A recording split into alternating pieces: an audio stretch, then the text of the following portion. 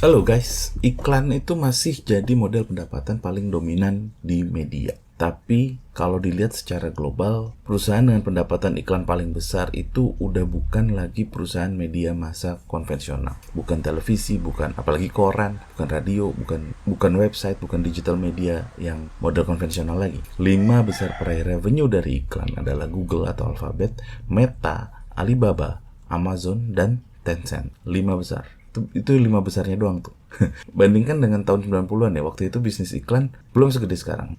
Waktu itu sekitar tahun 94 itu industri iklan global itu senilai 138 billion dollar. Sekarang Google doang yang paling tinggi pendapatannya itu 168 billion. 5 perusahaan itu doang itu 388 billion dollar. Nah, memang kalau kita konversikan ya, misalnya 138 dolar di tahun 94 tuh nilainya berapa sih sekarang? Kurang lebih kita kali 2 lah. Ya sekitar 270-an. Sementara yang tadi 5 besar aja 388. Nah, itu kalau nilai dolarnya disamain gitu. Tapi tetap aja itu cuma 5. Nah, balik lagi tahun 90-an, bisnis iklan yang belum gede itu pendapatannya didominasi oleh media massa. Pastinya udah bisa diduga televisi, kemudian juga koran gitu. Koran di Amerika aja pada tahun itu pendapatannya diperkirakan ya estimasinya sekitar 30-an billion dollar. Nah, artinya apa? Artinya media sekarang itu nggak bisa lagi ngandelin model revenue hanya dari iklan. Artinya media juga harus berpikir keras untuk dapetin revenue lain di luar itu. Nah,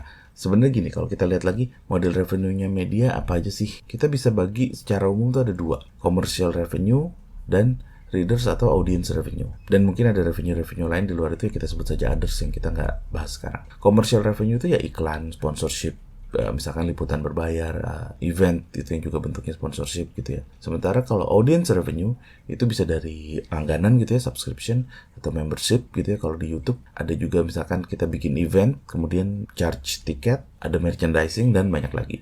Intinya commercial revenue itu B2B business, audience revenue itu B2C business. Dan masih ada revenue-revenue lain. Poinnya cuma satu, model revenue buat bisnis media itu harus beragam, harus diverse. Gak bisa ngandelin satu hal doang. Dan jangan salah, ini juga harusnya jadi pelajaran buat kita sebagai kreator. Kreator yang konon katanya berbeda dengan media, tapi sebenarnya punya banyak persamaan. Ini harus belajar banyak dari sini. Belajar dari model bisnis yang terdisrupt. Nggak bisa mengandalkan cuman iklan doang. Nggak bisa kalau misalkan YouTuber mengandalkan hanya YouTube Partnership Program. Kita udah lihat sekarang para kreator besar di dunia juga melakukan diversification gitu kan. Mr. Beast misalnya, dia juga sempat nyoba retail walaupun gagal ya karena masalah partnership dan sebagainya ya. Kemudian dia juga sekarang bikin produk snack gitu ya, makanan ringan. Banyak yang melakukan hal serupa. Bergerak bukan hanya mengandalkan iklan, apalagi platform based advertising gitu ya, yang revenue-nya modelnya revenue sharing sama platform,